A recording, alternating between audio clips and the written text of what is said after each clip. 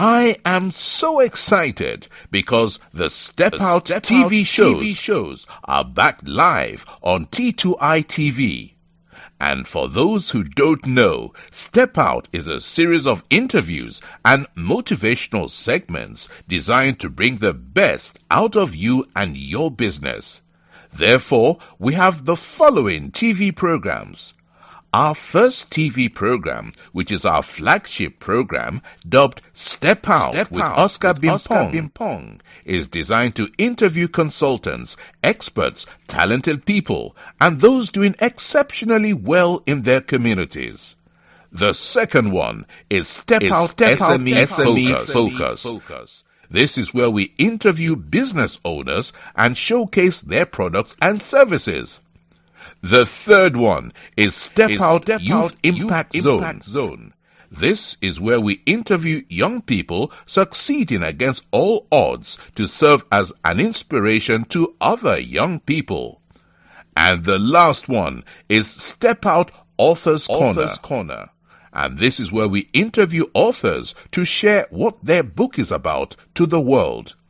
Join us every week, like T2i TV on Facebook, and subscribe to the YouTube channel.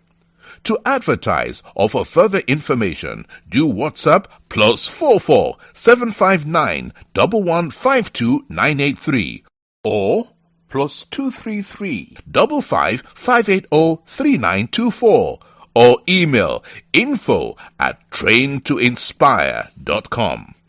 T2i TV, we engage, educate, enlighten, and empower.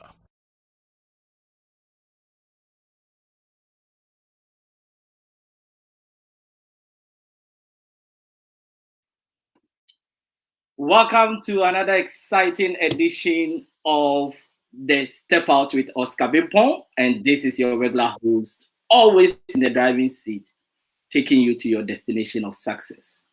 And what do we do with Step Out with Oscar Bimpong? Step Out with Oscar Bimpong is where we interview talented people, experts, people doing exceptionally well in their communities, and people that are saying, look, it doesn't matter what is happening on the continent of Africa. There is still hope, and we are battling it out to see the Africa that we want. And tonight is no exception. Tonight, I've got a powerful woman who is already seated, and she is coming to share a particular topic that is going to inspire you and everyone. Now, if you are watching us, I want to encourage you to share this for somebody to have an opportunity to watch this program. And also, I want to encourage you to like our page on Facebook, T2i TV UK, and also on YouTube, subscribe to our channel, T2i TV UK. Now, before I bring on my guests, I want to do some few mentions of the sponsors of this program. This program is sponsored by Train to Inspire Consultancy.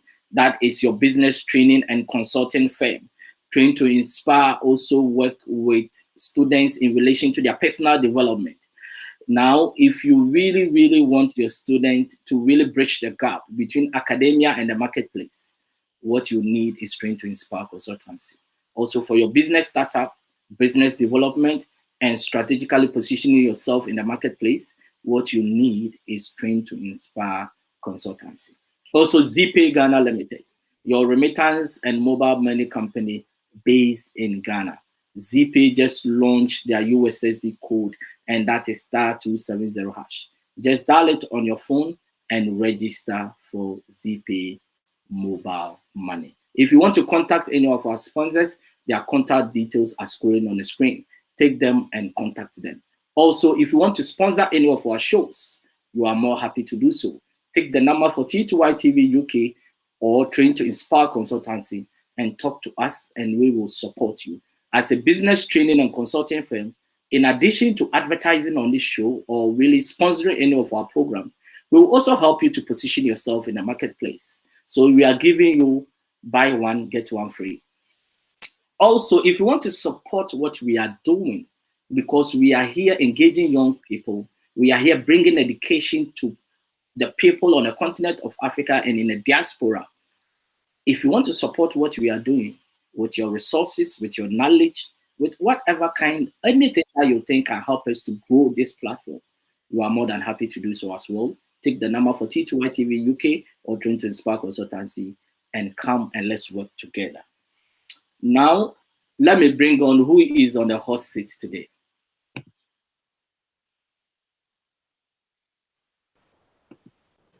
Who is on the hot seat today? I met this lady in 2019 when I was in Ghana, and my good friend Amake Abebrese said, Oscar, I've got a lady who is looking after Kaya ladies, and she's grooming them. Those who don't know Kaya are those who support people when they go to the market and you want to take some stuff to your car. They are the people that do that. And these are young ladies who are on the streets of Accra, and she really took them, groomed them, and now all of them are really in position, whether in school or they have got a vocational skills that they are in that is going to help their future. And I said, why not? This is what I do. One of my passion is to develop young people personally for them to really grow to achieve their goals in life. So I was supposed to meet her for 30 minutes. But before we realized, we had a conversation for 2-3 hours. And that is how passionate she is in terms of what she does. And tonight, we are here because she's got a very powerful story to share. And one of the things we do on this show is to bring people to share their stories, to encourage other people, especially young people, that some of them have given up on the continent of Africa. Some of them are dying on the sea because they think there's no hope in Africa. But some of these stories are here to really encourage us to believe that it can be done. If other countries can do it, if Mavis can do it, everyone can also do it. And who is this person I'm talking about? She's the founder and CEO of Global Sky Limited, Marvin House, Novel Ambulance Limited, and Jewel in the Street Foundation. She is in the person of Mavis Leonards. Please welcome to Step Out with Oscar Bimpong, and you are live on T2i TV UK. Thank you so much, Oscar. It's nice to be here. Thank you. Thank you very much. How has your day been? Awesome. I had to go to work, do a little bit of things for. Normally, I work on Saturdays, anyways, but today, because of this interview, I wasn't in the office for long, and then here am I. Wow. It's been a long time. It's been a long time because of COVID. I've not been able to come to Ghana, and we haven't met for some time now. So I hope you are keeping well. By His grace. By His grace. Now let's go straight to business because people are waiting. And please, if you are watching this, I want to encourage you to share this for somebody to really have the opportunity to watch this inspiring interview, and also like our page and subscribe to our YouTube channel. Also, you can drop your comments. You can also drop your questions to Mavis for her to answer you whilst we start. Now, Mavis, my first question to you is, tell me about growing up. Growing up. Okay. So growing up, I mean, I'm your girl next door. I'm a mother. I'm a friend. I'm an entrepreneur. I'm a mentor. I'm a daughter of a very wonderful woman named Mrs. Felicia Jemfua Ajimanewuku, and a fabulous dad, Mr. Charles Ewuku. I come from siblings. We are five. I'm the fourth girl. We are four girls and a boy. I'm the fourth girl, and then there is a boy. My elder sister, she's in the UK. She's a mental health specialist. The second born is in US. She is a director for one of the telecommunications in the US. The third one is in the UK. She's a business manager for in the workforce management. And then myself, that I used to be in US and now I'm here. And then my brother, who is into politics. And so growing up, we were taught to dream beyond what everybody else could do. I come from a working class family. I say working class because we didn't have the money stashed, but my parents made sure that they would do whatever that it takes, even if my mom would have to, the little savings that she has to do, because she was a teacher. And then if you cast your mind back like mm, 25 years ago, I mean, mm, how much were teachers being paid at that time? And so she will start some of these monies just to make sure that my siblings and I, we go to the best schools. And then we actually went to one of the best schools in Ghana. mm. All my siblings, we went to Holy Child. I'm Wow. a proud of son. Mm, mm. And then my brother went to St. Augustine's. And, Oh, and so we had this in us that when you dream it, you should be able to achieve it. mm, And I also had a parent that were very given mm, and also very God fearing. So they inculcated in us the spirit of God and the love of God, mm, and that grew actually glue us together. My siblings and I, it glue us mm, together, and till date we have that bond that lasts. mm, We are able to. One thing that we do constantly is that we travel every year. So if this year this person is hosting us, we go without our spouses mm. because we still want to keep that bond going. And Oh so my God. that is what we do. Yes. So Okay. that is basically growing up. Yes. Wow, I really feel for your husband because he's always left out.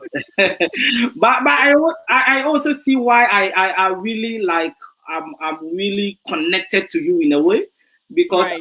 can you see my crest as an Absunian? Eh? I know, right? Yes, The yes. best school. And today was our speech and prize giving day, and my year group we have provided an ultramodern library for the school. So I'm so proud. That's why I'm wearing my crest today. You see? Oh, look at you. We did Yes, ours. I think we turned 75. You guys are turning 91, right? yes, We exactly. turned yes, we turned 75 years to a week ago. And so last week we were actually online having a virtual Mm, celebration, yeah. and it was just amazing. It was awesome. So my year group, what we did is that we renovated about 12 classrooms Mm, for the student to be able to use. So wow, that's what we've done so far. Yes. wow, wow, wow, wow. We hope to do more. And we are proud of ourselves because we are trying to leave a legacy. But let me go into your parents, right? Hmm. It looks like for you to succeed in this world, Right. one of your parents should be a teacher, isn't it? Because my dad was an assistant director of education, my mom was Okay. a teacher, and in our home, you don't have any option than to learn. Do you think? Exactly. Do you think? How did your parents? What are some of the things that they did when you were young that now you are thanking them, but at the time you thought that no, this one was too much for you? I think one thing about my parents was that like from Monday through Thursday, you don't have TV time. Mm, So it's about your books, Monday through Thursday. The only days that we had the chance to watch TV was on Fridays. mm, And then even that you only have 2.5 hours. mm, So from 6 p.m. till 8:30, you can watch TV. But mm, as soon as it's 8:30, you have to hit the mm, sheet. So you're going mm, to bed. mm, And this naturally helped us. And even on Saturdays, we still have to read our books, do your homework. And then, so after school, you do your chores. Interestingly, we actually had house helps, but my mom would not let them do anything. So there were times that you actually ask her, like, what's the need for these people? And mm, then she tell you that they know how to do everything. You don't know anything. And mm, so you would have to learn. mm, And then in the future, you should be able so that your husband will not bring you back. Like that's what she literally says most of the time. So we were taught to do mm, everything on our own mm, and by ourselves. And then we had rules and regulations that we had to follow. And then we made sure that my mom was very strict. mm. Um, yes, as a principal, she was very strict. My Oh dad my was God. the Yes, my dad was a little laid back, but my mom was extremely strict. And Wow. so we actually named her. We started calling her Woman Easy. So we were like, yeah, I hope and we still do. I hope your mom wasn't like the motel headmistress who's disallowing the Oh no, racketeering. no, no, no, no. I don't. But this thing, this and that's going on. Not to divert, but I don't know. It's like diverse views on there. Mm, Like every school have its own policies mm, and rules that they mm, because before when you have to go to school, you can't have your hair permed and all those things. So I don't know whether it's the same thing that they use it, but I'm not there, so I don't even want to go there. But my mom, she was very welcoming and everything, but strict at the same time. Exactly, So she's a exactly. lion and lamb at the same time. And I think that is a good thing. It was. Yes, there was a side for love and there was a side for discipline, and I think Of those course. are some of the things that shaped us. Yeah. Now, going forward, after finishing Holy Child, going to uni, where did life start? I think for me, life started right from my parents' house. I had a parent and then a grandmother who their love for people was beyond. And so me living with them and everything kind of learned these things. I have my grandmother who will not cook for just her kids, but will cook so that if somebody even walks into her home, the person would have food to eat. And that was how my mom was also. Um, that was the kind of person that she was. She was a mother to us and a mother to many.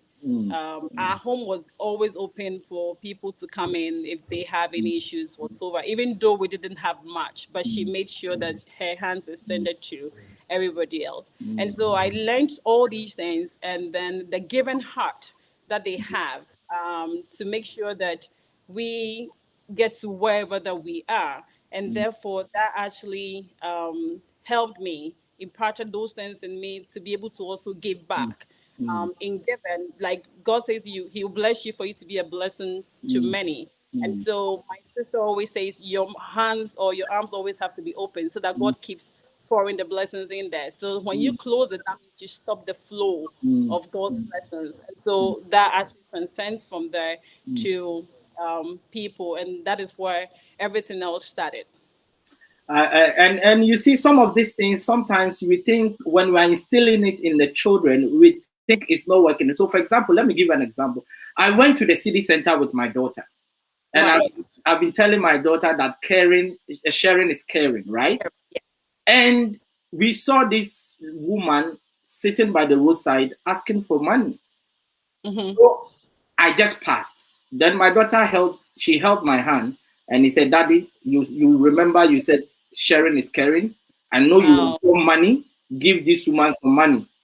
So I had to give this woman my last £5, It's good. So now you get to know that whatever you're teaching her is actually sticking. Yes. Exactly. But at the point in time, you decided to run out of the country. What was actually chasing you for you to leave the country? Like me, myself, at the point in time, I had to leave. What was actually the motive? Oscar, when you use the word run, like we run for. When I was in the uni, I actually had the opportunity to be able to travel outside. I remember at one point we had a UN conference in Boston, and actually when we actually got there, the conference was for like a week, and we were only able to attend it for I think 2 days because it was winter, and then Boston weather is absolutely crazy. And so I had those opportunities to travel over there. And so when I finished school, I decided to go there and then see what else I can do, get a lot of knowledge also. And so I was in the US for over a decade. And until COVID, I was still doing like 6 months in the US, 6 months in Ghana. And but then in 2011, my husband and I relocated. He actually was in London, and so we relocated to Ghana to give back to our country. And Wow. so we went in there to seek some greener pastures, and then come back again to give back. Yeah. So Now there is a lot of people who are living in the diaspora, and they want to come home. And for many, it has been lip service every single year. They have never had the courage to really take their backs and say enough is enough. Like the way your husband left London to Ghana, and he's making a difference. Now, what are yes. you going to tell those people? I would say there is no place like home. Like, come back home. Whatever that you have acquired over there, come and impart it over here, so that together we can build a better Ghana. Like, most of the time when you're on social media, you see or you hear or read what people are saying on there. Ghana should do this, Ghana should do that. My thing is the knowledge that you have acquired over there, bring it over here. Together, let's build. It's not easy starting in Ghana, though. I can tell you that when we got here, my bags were packed for 6 months. Like, that is how frustrated that I was. But you have to have a determined spirit. So I was very determined to be able to stay in here. And then I had my father-in-law and my mom that kept saying, like, you can do well over here, so stay. And so I was like, okay, I'm gonna stay. And so that is where we're able to stay. And then by his grace, by God's grace, this is how far he's brought us, and he's taking us places. He's taking us places. Wow, wow. Yes.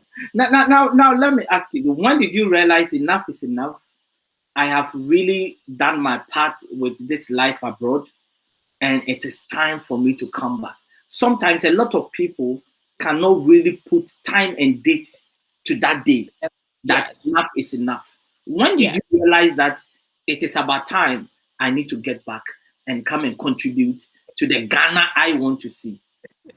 I think what really moved me was I read something in the news, my husband and I, and that actually encouraged us to open Global Sky.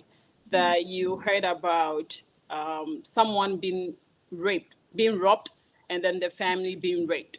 And so you are like, okay, all the things that you have acquired, there is something that you can do over here. You can actually make a change over here. And then also, it's like you've done it all. You know, at a point, you cannot feel that you've done it all. I work for one of the Fortune 500 companies in the US, two of them in the US. And so when I was leaving, like I always say this, my director, the chief executive officer, actually told me that any time that I want to come back, my job is there because I made sure that I left a mark. I made sure that I left a mark, and that is what carries you through. And so that is what I did. And then at a point, I'm like, I need to go back and give back to my country. And honestly, I was one of the people that every year, like when I stayed in US for about 5 years, for my 6th year, every year I was in Ghana. I come to Ghana every year. And so people are like, why don't you come and stay here? But it was a difference between moving and then coming to visit. And I Yes. think sometimes we get that thing confused. But when you come to live here, it's a different ball game altogether. But with determination and everything, you are able to just do what you need to do. I know friends that have come and not be able to stay and go back, like because it's not easy, but you have to be Yes. determined to Yes. give back. Yes. And then I also kind of realized that everything we tend to rely on the government, that government should do this, government should do that. But my thing is, why don't you also do something? In the little that you can do it. So that at the end of the day, we can have the better Ghana that we're all looking for. You made a statement, and I really like it so much. And I want you to really talk to young people about this, because you made a statement that the company that you work in the US, that Fortune 500 company, Yes. you were told that anytime you want to come back, you are welcome. Yes. Now, it means that you were doing something right. Like Yes. me, for instance, the place that I lecture, whenever I leave and come to Ghana for 8 months, 6 months, whenever I come back, they are ready to take me. Meaning that you are doing something that makes you welcome. Now, there is a lot of young people, by the time they leave this company, they don't want to, the company even doesn't want to see them anymore. What are you going to tell young people when it comes to that? I think what I've realized, settling down and then being an entrepreneur myself and a business owner, what I've realized is that when you look at people's CVs and all those things, people don't learn to stay at one job for a long time, and that is not a good thing. The companies that I work for, the first company, I worked with them for over 2 years. I was a human resource assistant, and that was also one of the Fortune 500 companies. And then from there, I moved to the second company that I worked with them for over 8 years. Actually, when I went in there as a sales associate. But then within 6 months, I became a team leader. And then in a year, I was an assistant manager. Like I made sure I was learning something, doing something. So I became the employee that you can't let go. And you know, Ghanaians, we are very hardworking and everything. And I put all my all into it. And then I had passion for what I was doing. And it was customer service. There was a program that we were doing that they call it People's Choice Award. And this People's Choice Award, it is not the employees or the company that actually elect you. It's the customers that actually vote for you. Exactly. And I held this position for 3 months straight, and then they post you on Facebook. And this is a Fortune 500 company I'm talking about. They have a lot of employees, but then even the customers saw what I was doing. And so, what I would say to the young people that are coming in is that it shouldn't be about money, money, money. It should be you going in there to acquire knowledge. You're going in there to make something for yourself, so that at the end of the day, if one day you are not working there anymore, then you could have that knowledge to be able to impart it. The day that I gave my resignation letter to my district manager, she told me, Mavis, I'm not taking your letter, point blank. She wouldn't take it. We have to go back and forth. I even gave them 3 months. That's what I didn't give 2 weeks because I was a manager. So, and the policy was to give 1 month, but I gave them 3 months. And my district manager didn't want to take it. The boss came from, the head office was in Ohio. The director came in there. She's like, why do you want to leave? We just increased your salary. Do you want more? I'm like, it's not about the money. So like they realized that you were doing something, you were making an impact, and that was a good thing. And so they wanted, and I trained a lot of people. I was the welcoming part. And so what I want to tell the young people is that it should not always be money. You should go in to learn something to impart it to the next generation, and then also better your life. Now, at a point in time, living in the US, coming back and forth to Ghana and all that, excuse me, you lost your child. And I just Yeah. want to delve into some of the aspects of your life where you've really held on for you to get to where you are. What really happened and how did this really impact your life? Um, this was, I think we are in 2021. This was about 8 years ago. And so what happened was that, like, I was pregnant and everything, and then we had just landed our first huge contract, and the money came in, and we had. I'm a good Christian, and so we had a thing like God says, use whatever that you have to do something, of which we did. So you were expecting that, okay, then the grace and everything should just follow through, have everything on a silver platter. And it was time for me to go back to the US. So I went in, and then um, I think I was about 5, 7 months into the pregnancy. And on one day, it was a Friday, I was walking around in Walmart and then I could feel there's something wrong, but I thought probably I'm just hungry. So I just grabbed an ensure and then drank it and then still felt these things, but I didn't want to go anyway. So even my cousin was like, can we go to the doctors? I'm like, no, I'm fine. So I waited till Sunday. So on Sunday, when I wanted to use the rest, I could feel that no, like something is coming out of me. So then we rushed to the hospital. And then when we got there, I think it was just too late. And so they tried everything that they had to do, but it just wasn't. I remember the nurse that looked after me that night, she cried. She was just sobbing throughout the night. And so I turned around, I looked at her, and I'm like, you are supposed to comfort me. I mean, you're supposed to be my nurse here. And it was more or less me actually nursing her. Um, my faith in Christ is very strong. And at that point, even till date, I have never asked God why. I kind of think that he knew what, I mean, he always knows what he's doing. It's not about he knew. He always knows what is best for me, and he does it. And so when I go home after that, I could still feel some pain.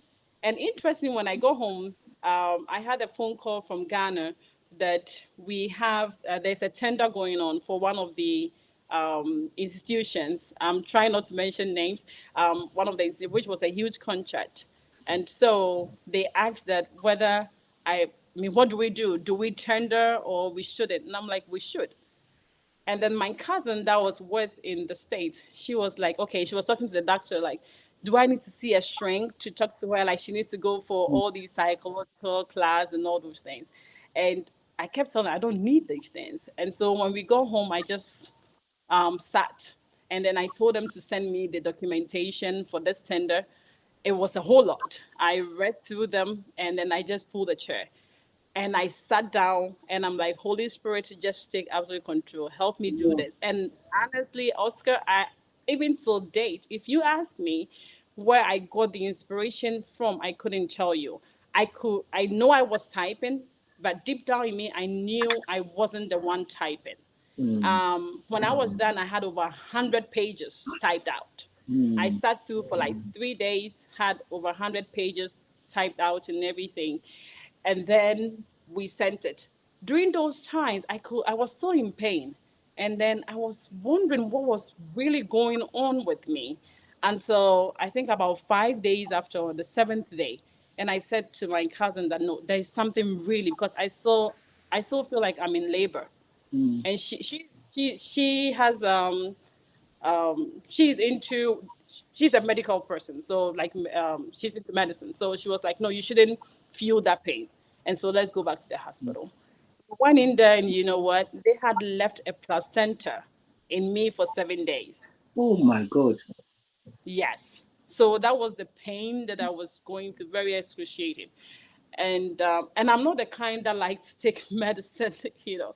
So I wasn't really. And you know, these some of these medicine they give to you when you give birth or do those things, go through the surgery part. It's more of a little narcotic. So I was trying not to actually be on it. And then I was able to finish this tender thing and send in.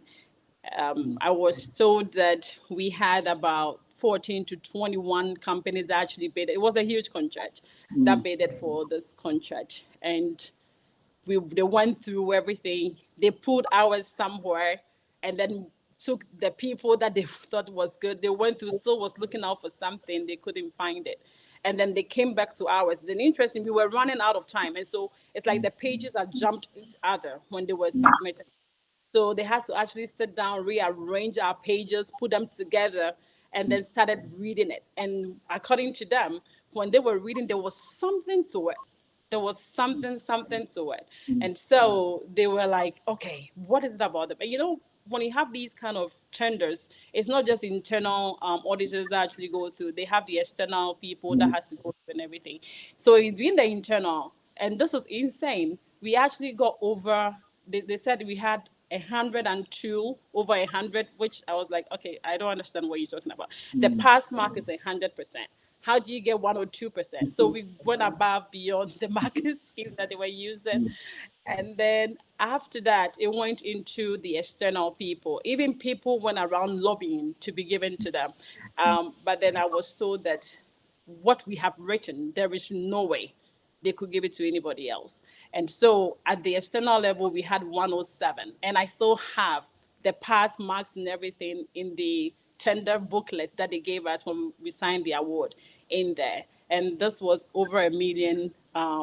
It was 4 million Ghana to this contract. And so, yeah, you lose a child, you gain these things. It was insane.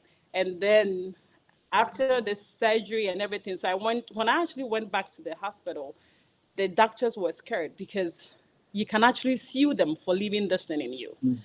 But my thing was, my life was more important to me than going about suing somebody. I had friends that were like, you were Ghanaian, you could get this money, could even get $1 million if you sue the hospital and everything. But my thing was, it wasn't about that. It was my life, and I was so glad and so humbled to God and grateful to Him for saving me.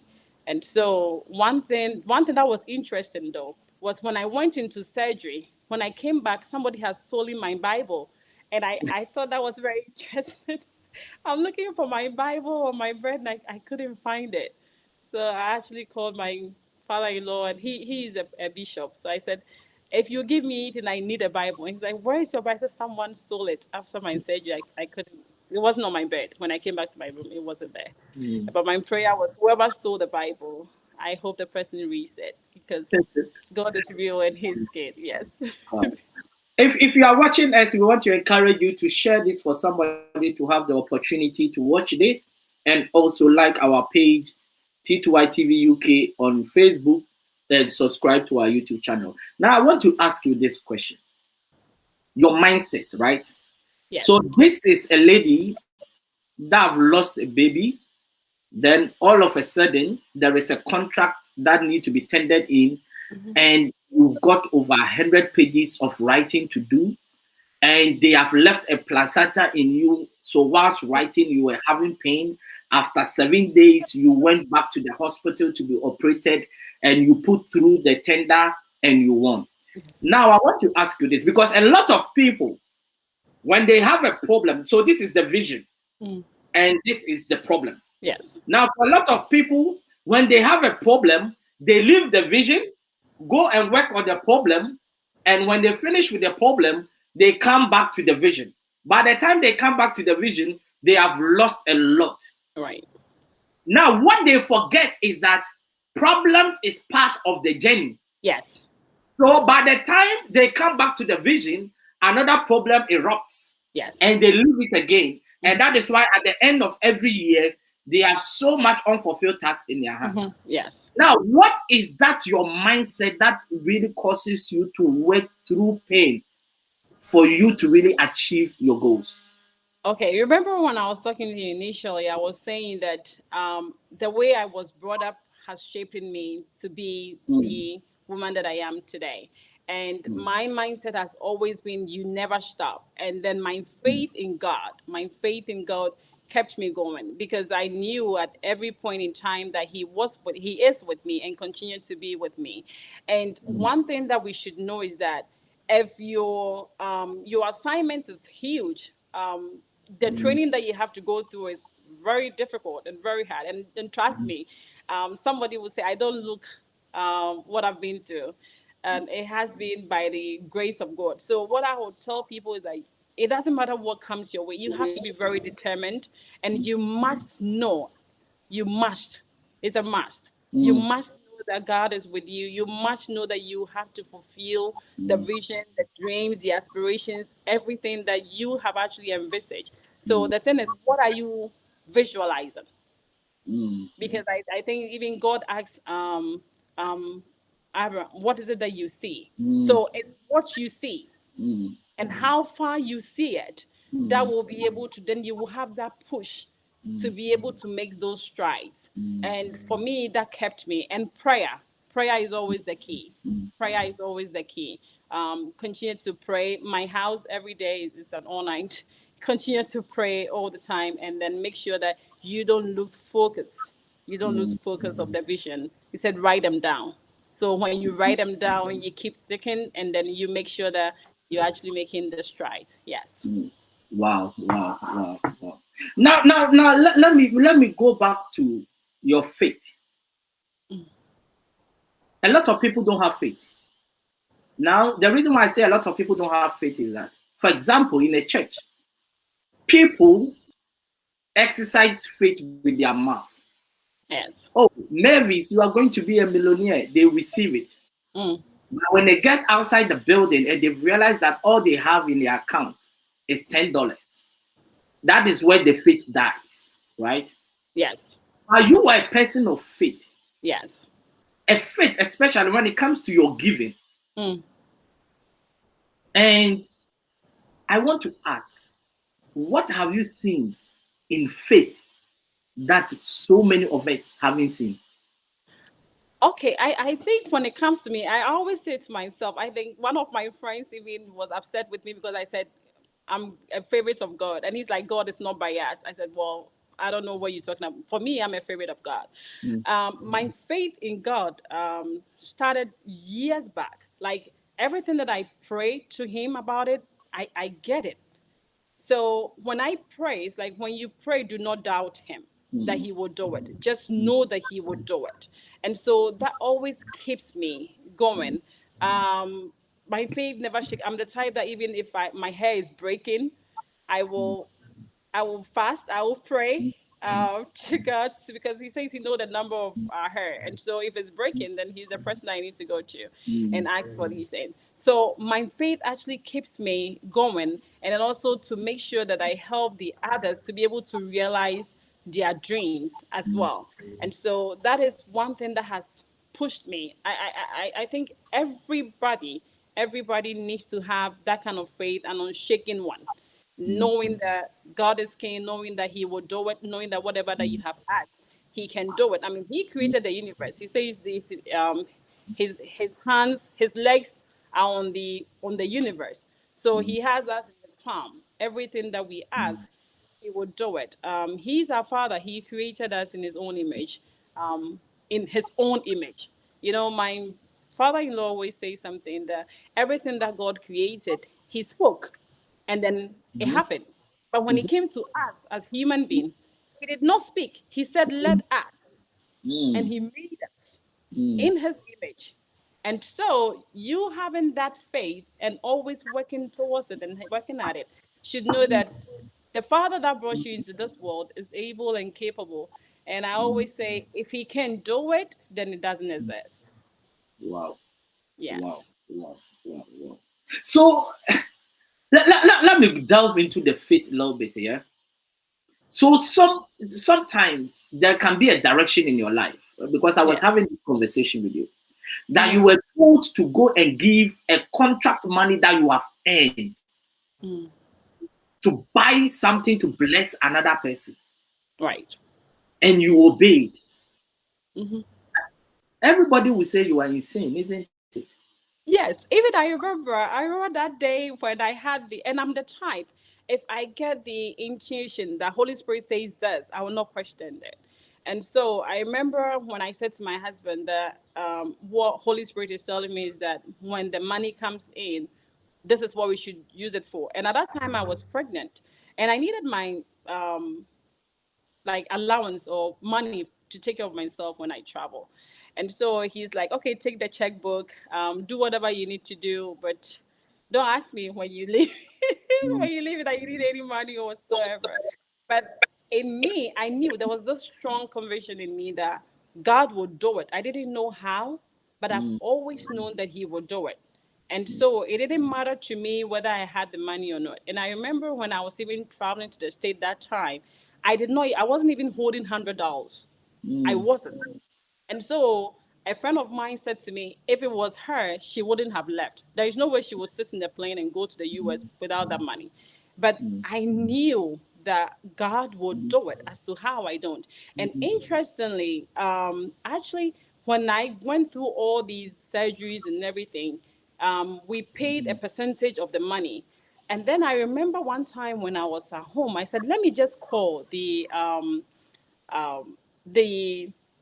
billing number for the hospital in the US to see how much more that we need to pay. And I called and it says, your account is 00. And at a point, I'm like, this doesn't make any sense because these were thousands of dollars. It was 100,000 something dollars. And so, like, who paid for it? And till date, I always wonder how it became 00. But I know that it was God.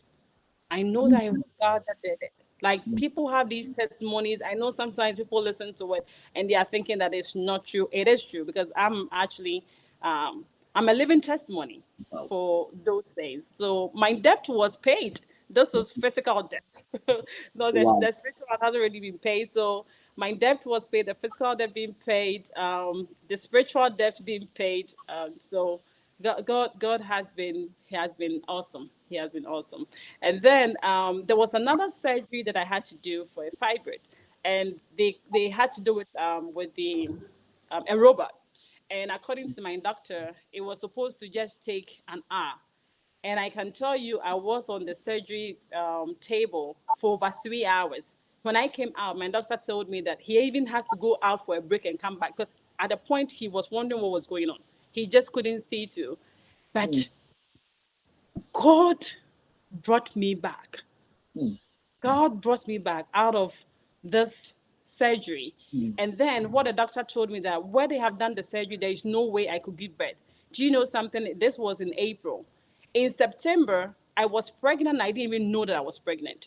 I had that interest that the same year, in 2014.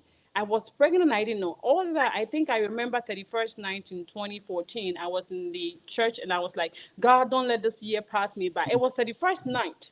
So the pass you by, what actually are you talking about? I didn't know. Not knowing I was pregnant, like from September.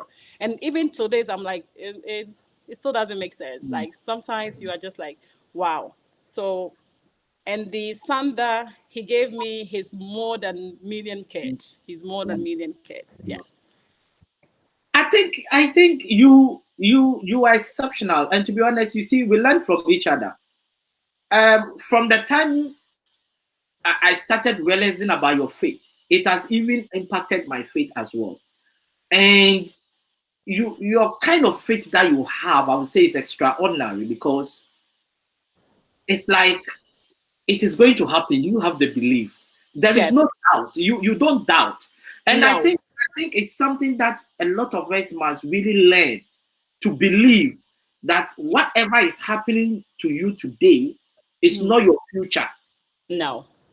Because tomorrow is another different thing altogether. Yes. But the question I always ask people is that if you want to see a different tomorrow, what are you doing today?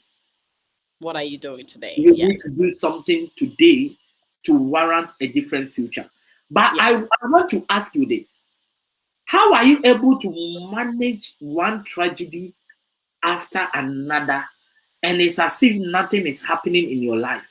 Because for some people, or for some of us, just a simple letter can even if people see us, they are like, "What's wrong with you?" The kind of things you have to pass through, Yes. and the kind of face Mavis will show you, it is like nothing is happening. People will think you have got it. You are so blessed. Oh, how are you able to manage tragedies?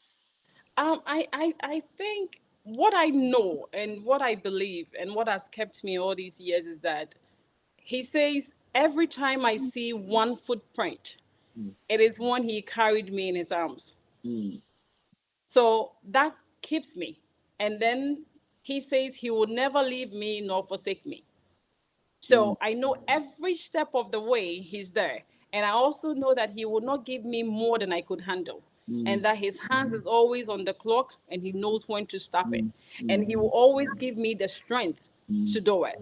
And so it's just the grace of God. There are times that I sit, I'm like, wow, like it's been his grace, and his grace on us is just beyond. And I think knowing is about knowing, not believing, but knowing that God will see you through. Not believing that he will, but you know. Somebody asked me, do you know Oscar? I would say, I know him. Yes. So you know what a person is capable of, and my God is capable of everything, everything. And so knowing that he's Yeah. capable, yes. Wow. Wow. You know, when I came to Ghana and I was part of the show on TV Africa for the Industry, Jewel Street Foundation, yes. and I was having this conversation with you and how much you have really spent on these young people. And keep spending. Yes, and I'm asking myself, why do you have to go such length if you are not getting sponsors for the program? Use money from your pocket to really support these young people. I What believe in what do you really want to achieve by supporting the needy? What do you want to achieve? Oscar, success is not having the big mansions and the cars and those things. Success is actually making sure that somebody is also up to a certain point that they can take care of themselves. That is when you are successful. I don't believe that you have a whole money stashed in the bank and then you have all these mansions. I mean, you're supposed to have a good thing. I'm not saying it's not good, but then you should extend it to the needy. If you have it more, extend it. Even when you don't have it, the little that you have, extend it. these girls, it was my husband and I, our idea to actually give back to this kaya. You know, when you go to the market, some of these people don't even know their names. They just do, hey, and like that's what they do. And so they just carry their things. Some of them don't even pay. I remember when we were doing the scouting, and we actually wanted to get the real people, so we did the scouting. And then when we had to do the kettle raiser, where we did a health screening for them, we had over 740 people on health screening that came. And I was there in the evening. And then I remember during the evening, you had these girls, they took their cloth and then they laid on the bare floor. And there was that day I cried. I'm like, no one had to live like that. These places have gutters and everything. It was in the market.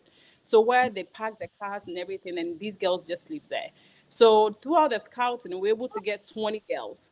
And out of this 20 girls, we wanted them to taste the luxury of life and everything.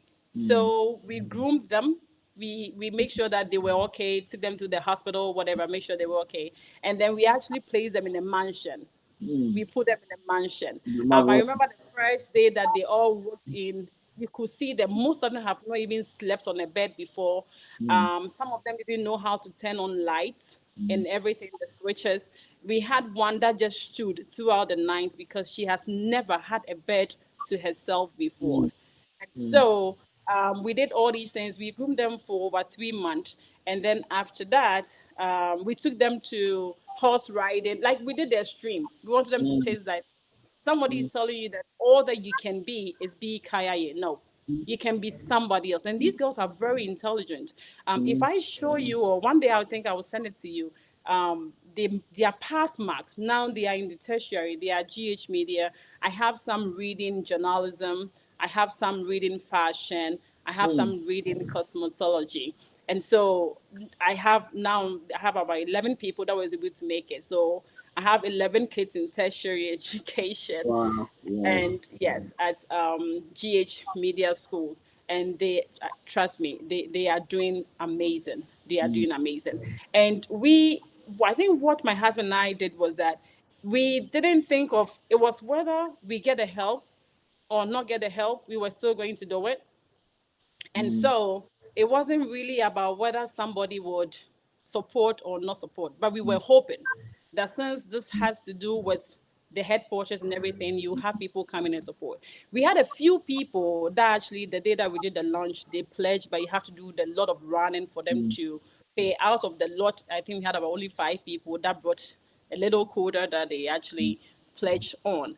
But so far, with my husband, we have spent over almost 400,000 on these Wow. kids. Yes, and still spending. And the program, when they are done, we're giving them 3,000 Ghana cedis each for them to do a startup. Is actually, we've opened an account for them, so it's actually in the bank now, so that actually can accrue some interest on them.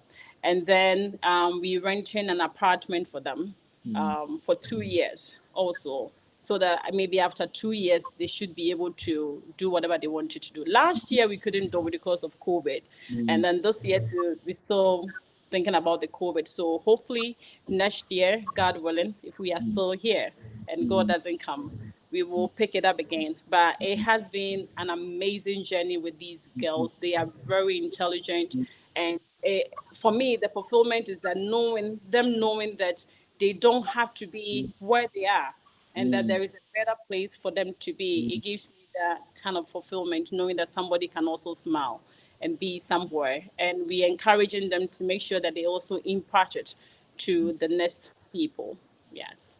And You then we see, also had the church also helping out, Raining Power Gospel Church. They also helped out, and then my family as well. They've been amazing. They've been yeah. amazing. Yes. But you see, I think I had 2 or 3 sessions with them. And Yes. when I finished the session, the last session, and I was going home, I was very sad because it was going through my mind that why? Because you see, the problem we have is we don't engage with them, No. or we No. don't know how smart they are, Exactly. and these young people should not be on the street. No. Not at all. And you know Yeah. what, Oscar, what I didn't tell you, do you know when we were housing them in the mansion, I mean, you went to that house, so you know the Yes. mansion I'm Yes. talking about. Yes. You know, that was the time that they were doing this kidnapping and all those things. So we actually had the police invading that place, arresting all of us, my husband, everything, that they had a tip off that we have kidnapped these girls. I was like, are you serious? And this one is on TV, it's showing everywhere. So even when we went to the police station, some of the policemen saw the girls and they were like, I've seen you somewhere on TV. And like, yes. But they're like, where it's coming from? There is nothing we can do. And I'm like, so the girls at that point thought that we were going to cancel. I mean, anybody would just cancel and just be. But we were like, no, whatever we've started, we're going to finish it. And then we were able to go through with them, and this is where we are, them being in school, and they are in their second year now, so they finished this year. The Mavis kind of spirits don't quit. You always said in them, yes. No, it never quits. It keeps fighting, and I think that is a good thing. But I think you are exceptional, and you are doing a lot that probably a lot of people don't know, because you are living a low key life probably. Yes, But I want you. yes, but I would suggest you go out there more, because you've got a lot to impact. I always say that people can only be impacted when they see you, you Yeah. know, when they see that, oh, Mavis is doing this, Mavis is doing that. I always tell people, don't hide what you are doing, Right. because if you hide it, how will somebody see it and be impacted?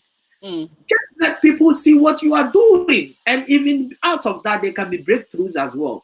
Yes. So I think you are doing a very good job, and all I will say is that continue to do it. But what does the future hold for whatever you are doing in terms of the Kaya Year project, in terms of your business, in terms of family? What does the future hold for you? The future looks very bright, very amazing, and I know that we're going to make a lot of strides and make the world and Ghana a better place for everybody. Because my thing is that if everyone is doing well, then you will not have the next person looking on your shoulder. But if it's just the few that have it all, then you always have these things going on. So my the future is to do more, to do more. Is this is just a starting place for us, and we asking that God continue to bless us to be able to be a blessing to others. And these girls now knows. I remember the first day they have to do the computer and everything. You should see it. It was from a lady in US actually supported. So we had people from diaspora also just tuning in and then saying kudos and sending in their video smite. So the future looks bright, and these girls are going to be ambassadors also, to make sure that their sisters also get the best out of it.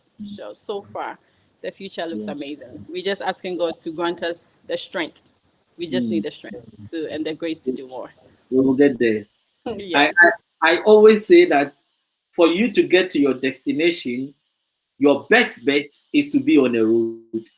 Yes. And it doesn't matter whether you are walking, it doesn't matter whether you are running, it doesn't matter whether you are using bicycle, it doesn't matter whether you are using car or aeroplane. What matters is that you are on the road. Yes. And for you to get there, it's about the consistency of being on the road. And Yes. that is the only way you can get there. Yes. Trust me, I've enjoyed every bit of this discussion, but I've got so much comments here, right? I can't read all of it. I think after the program, you need to go and watch it again. But I'm going to mention a few of them. I've got Stuart Litwiller saying, very touching testimony. Thanks so much sharing your story of your amazing faith in God. Then I've got Rahina Tusoya saying, very insightful. Keep up the great job, Mavis.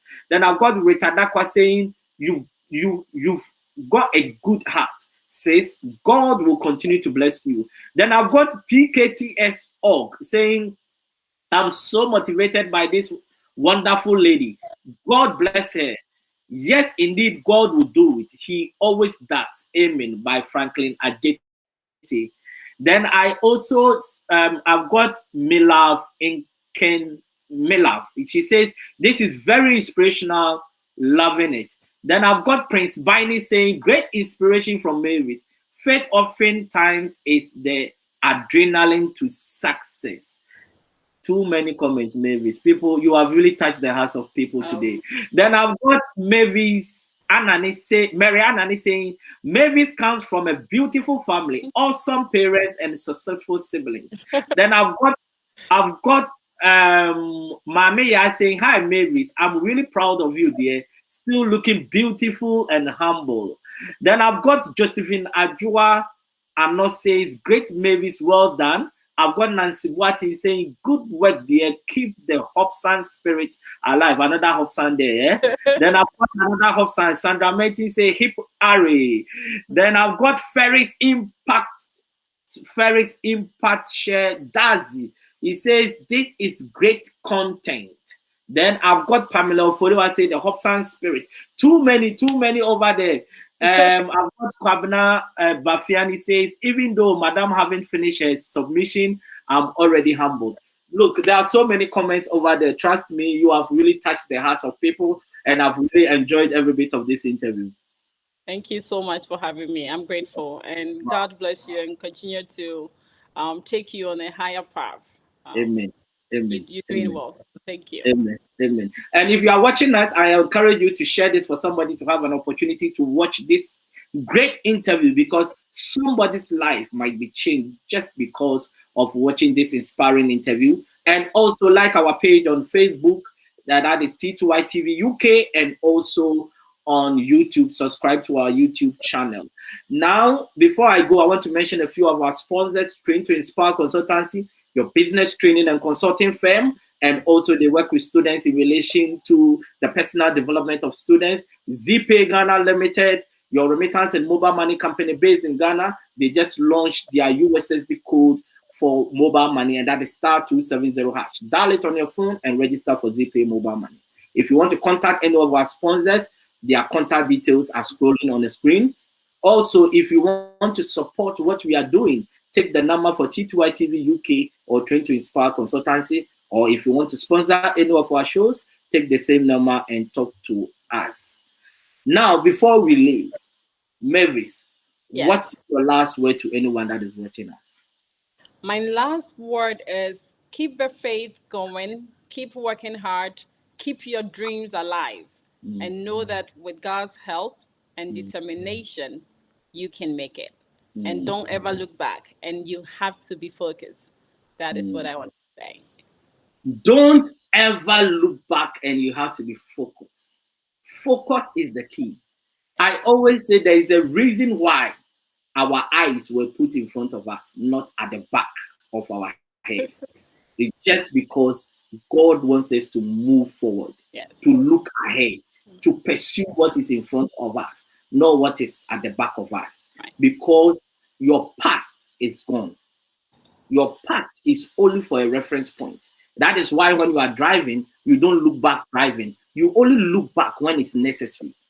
In life, always look back when it is necessary. You have to always focus ahead, because what is ahead is more important than what you have left behind. The future is what you are seeking tomorrow, not what is past tomorrow, what was past yesterday. Be focused. Focus is key. Believe in yourself and work towards that vision. I always say that there is a reason why there is fortune in the word misfortune.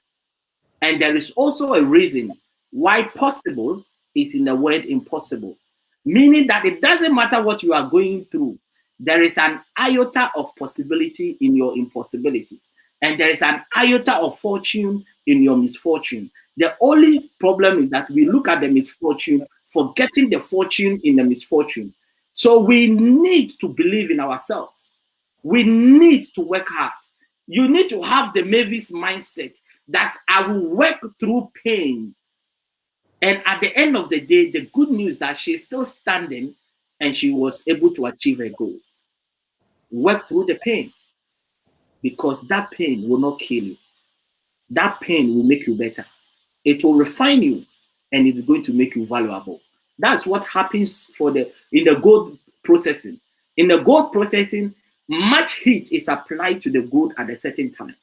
That heat, sometimes to an ordinary man would think that heat is designed to destroy the gold. But in the nutshell, it is designed to really make the gold more refined and valuable in the marketplace. Meaning that the challenges that you face are designed to make you a better person, are designed to make you valuable in the marketplace. Let's work harder and let us pursue our visions. Let us make the world a better place. Let us work hard to make Ghana and Africa we want to see. And it starts from me and you. Sometimes we need to put the government aside and ask ourselves, what can we do individually to make Africa and Ghana a better place? It's been wonderful having you on the show. On Tuesday, I've got another woman coming on the show. And this woman, her life tragedy, I would say tragedies, is beyond comprehension. But the good news is that she's still standing. She's coming on the show on Tuesday, 8 p.m. GMT. We are here every Tuesday, every Thursday, and every Saturday, 8 p.m. GMT. Like this page. Enough of the community and politics. This is where you get inspiration and knowledge from. Come here every Tuesday, Thursday, and every Saturday to get inspired. And this is what we do. We always want to make sure that we shape you for you to achieve your goals in life. It's been wonderful having you, Mavis, and God richly bless you. Thank you. God bless you. Wow. And God bless everyone that really took their time to really watch us. Share and like our page on Facebook. Subscribe to our YouTube channel. And see you every Tuesday, Thursday, and Saturday, 8 p.m. GMT. 8 p.m. GMT. God richly bless everyone. We are out of here, but we will be back. Thank you, Mavis, for your time. Thank you.